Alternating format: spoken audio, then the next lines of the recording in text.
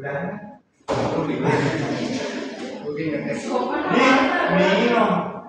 Puasa. Oke. Gak ya? Nggak tahu. Diam deh. Assalamualaikum warahmatullahi wabarakatuh. Waalaikumsalam warahmatullahi wabarakatuh. Selamat pagi dan salam sejahtera bagi kita semua. Yang terhormat Pak Haiful Hamzah Muhammad Mandi Buta SKM MM dan Bu Yati Joyati JSM MM. Semua dosen pengampung mata kuliah ekonomi mandiri serta seluruh teman-teman kelas MA07 yang saya banggakan. Puji syukur kita panjatkan kehadiran Allah SWT karena atas rahmat karunia kita dapat berkumpul pada hari ini dalam acara seminar dengan judul Strategi Ekonomi Mandiri untuk meningkatkan efisiensi operasional dan daya saing UMKM di era digital. Sebelum memulai acara, saya sanggup membawa acara akan membacakan susunan acara pada hari ini. Pertama itu ada pembukaan, kedua itu sambutan, ajar dari panitia, ya saya sendiri. Yang ketiga penutupan. Semoga acara ini dapat berjalan dengan lancar dan membawa manfaat bagi kita semua. Tanpa berlama-lama, mari kita mulai acara ini dengan membaca bismillah.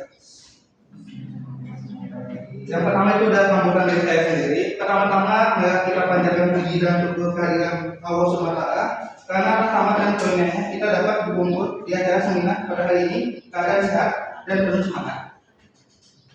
Tak lupa saya ingin menyampaikan rasa terima kasih yang sebesar-besarnya kepada seluruh pihak yang sudah mendukung acara ini. Akhir kata saya berharap acara ini dapat memberikan manfaat yang besar bagi kita semua dan manfaat diaplikasikan dalam kehidupan sehari-hari. Jika dapat kekurangan dari acara ini, saya mohon maaf yang sebesar-besarnya. Sekian sambutan dari saya. Selamat mengikuti seminar. Semoga acara ini berjalan dengan saja dan sukses. Terima kasih. Itu pertama kita memasuki materinya. Yang pertama itu ada pendahuluan. Yang pertama itu definisi UMKM dan peran dalam perekonomian. Jadi maksudnya itu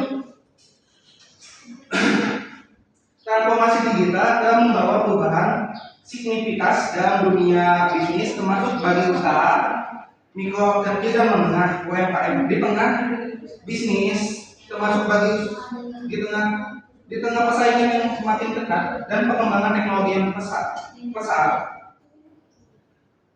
umum dituntut untuk beradaptasi dan mengadopsi strategi ekonomi mandiri yang efektif guna meningkatkan daya saing dan efisiensi operasional. Definisinya usaha mikro kecil dan menengah UMKM ada unit yang memiliki skala beli hingga menengah berdasarkan jumlah aset omset dan jumlah tenaga kerja. Terus usaha mikro asetnya lebih kecil 50 juta, omsetnya sebesar 300 juta untuk karyawan. Usaha kecil asetnya dari 50 juta sampai 500 juta, omsetnya 300 juta sampai 2, M. PKT 5 sampai 19 orang. Usaha menengah asetnya 500 juta sampai 10 M, asetnya 2,5 miliar sampai 50 M. Tenaga kerjanya 20 sampai 99 orang. Peran UMKM yang disignifikan ini menjadi pilar utama dalam ketahanan ekonomi nasional dan pengembangan ekonomi berbasis komunitas. Tantangannya satu, mungkin kurangnya aset di teknologi. Terus yang kedua itu keterbatasan modal dan sumber daya finansial, keterbatasan akses ke kredit dan pembiayaan perbankan.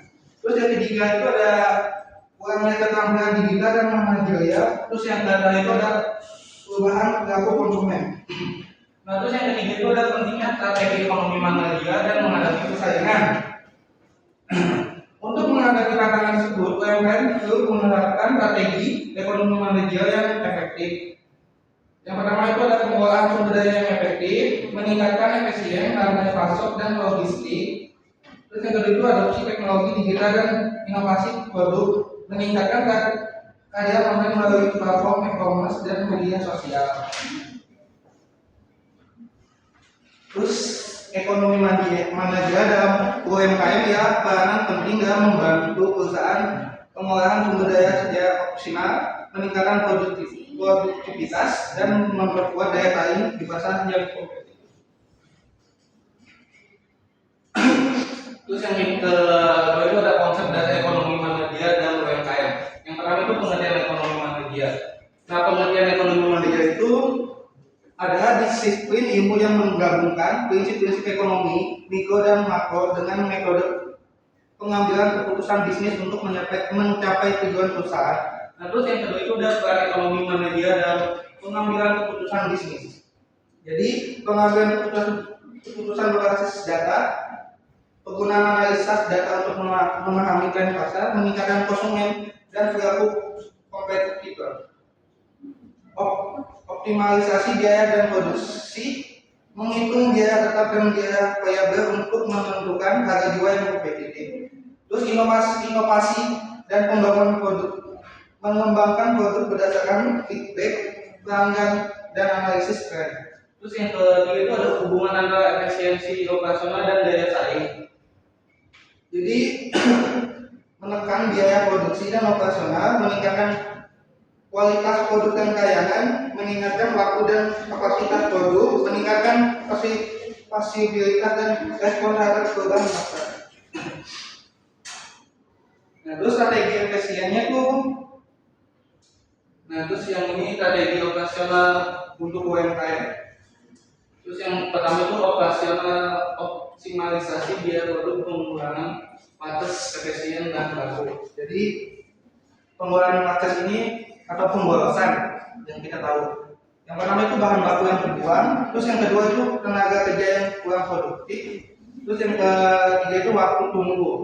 Nah, terus efisien penggunaan bahan baku, maksudnya penggunaan bahan baku yang tidak efisien akan meningkatkan biaya produksi dan memperburuk cash flow.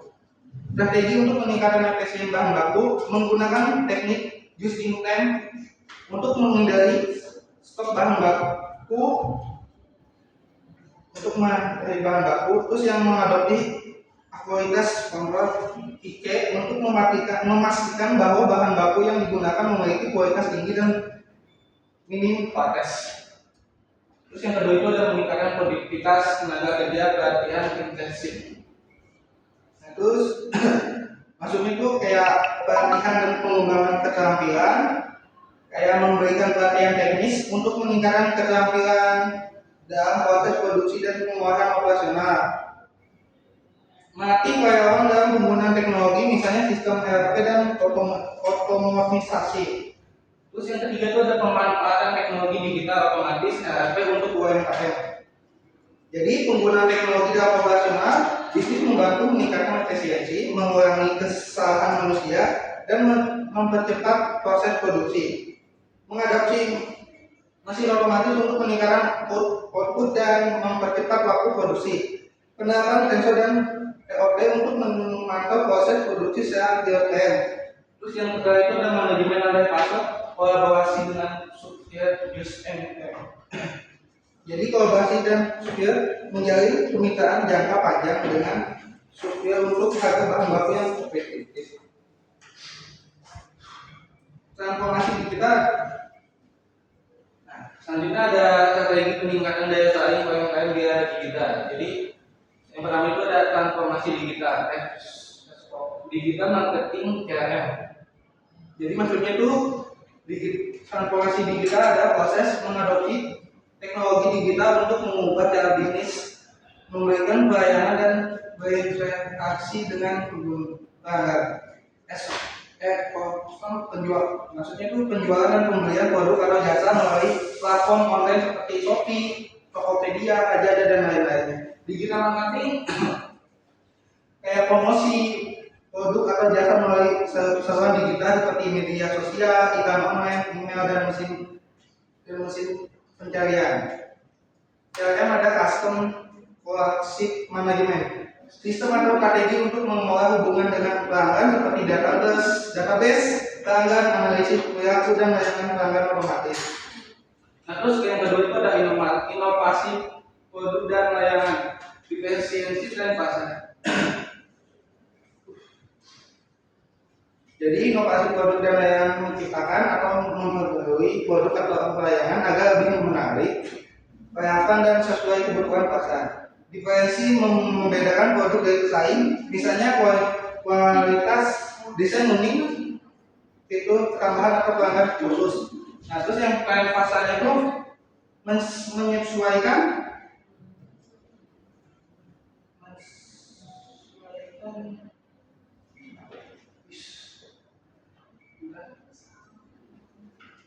menyesuaikan produk atau layanan dengan apa yang sedang populer atau dibutuhkan saat ini. Saat ini produk ramah lingkungan atau makanan sehat. Terus yang ketiga itu strategi harga yang prinsip strategi berbasis data. Jadi maksudnya itu untuk menarik bagi konsumen namun tetap menentukan. Prinsip strategi berbasis data menentukan harga dengan menggunakan data dan analisis seperti harga pesaing, permintaan pasar, biaya produksi dan kebiasaan beli konsumen. Terus yang ketiga itu branding dan pemasaran digital, SEO, sosial media marketing. Jadi branding ini adalah membangun citra atau identitas merek yang kuat di mata konsumen. Pemasaran digital adalah dalam mempromosikan merek secara online. SEO seorang ingin optimalisasi mengoptimalkan konten agar muncul di urutan atas pencarian seperti Google. Sosial media marketing adalah itu kayak promosi melalui media sosial seperti Instagram, TikTok, dan Facebook untuk menjangkau audiens lebih luas, membangun hubungan dengan pelanggan. Nah, di sini ada studi kasusnya. Jadi kopi kenangan dan kopi Black and Gold. Jadi kopi kenangan ini memiliki strategi yang pertama itu model bisnis berbasis teknologi, casual fee order melalui aplikasi. Nah, terus yang kedua investasi melalui sistem investasi dan finance. Jadi kopi kenangan ini menggunakan strategi yang pertama itu untuk investasi dan atau finance. Nah, terus yang kedua itu dan D berbasis data untuk informasi menu sesuai tren pasar atau kunci keberhasilan. Teknologi sebagai background bisnis, implementasi strategi dalam finance dan investasi fokus pada konvensi dan transformasi. Nah, dalam studi kasus ini memberikan tantangan dan solusi implementasi strategi. Terus yang pertama itu ada hambatan adopsi teknologi dalam UKM. Nah, tantangan pertama itu kayak kegantungan pada teknologi. Karena model bisnis kopi kenangan sangat menggunakan aplikasi untuk pre-order dan pembayaran. Gangguan sistem atau aplikasi bisa langsung berdampak pada pelayanan dan kepuasan pelanggan. Nah, terus yang kedua itu membiasakan pelanggan dan staff dengan sistem digital. Tidak semua pelanggan terbiasa dengan konsep checklist dan pre-order via aplikasi, terutama di awal peluncuran, begitu juga dengan staff. Pelatihan agar bisa menggunakan sistem dengan standar. Jadi tantangan dalam konteks kopi kenangan bagaimana menjaga sistem teknologi tetap stabil dan user friendly-nya. Terus yang kedua itu mengedukasi pelanggan dan staff. Terus yang ketiga itu serta menyesuaikan adopsi teknologi di lokasi dengan kesiapan digital bervariasi.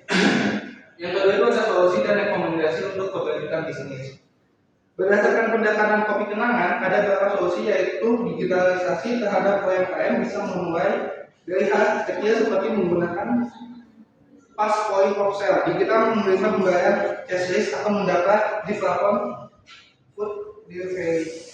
Kemitraan dengan platform digital, jika tidak perlu mampu membuat aplikasi sendiri, UMKM dapat bermitra dengan GoFood, GrabFood, ShopeeFood atau Tokopedia. Terus yang terakhir itu ada penelitian pendampingan. Pemerintah atau komunitas bisnis bisa menyediakan pelatihan interaksi digital bagi melakukan UMKM. Alhamdulillah untuk seminar ini kita sudah menjalankan tentang strategi yang saya jelaskan. Sebelum kita kesimpulan, ada pertanyaan dari audiens. Sebutkan nama, garis.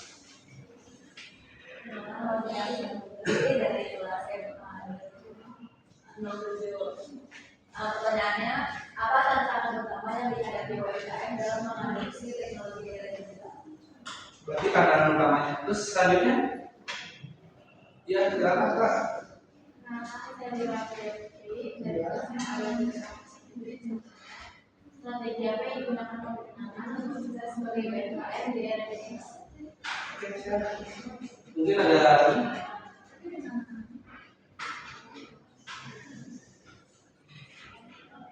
sudah cukup.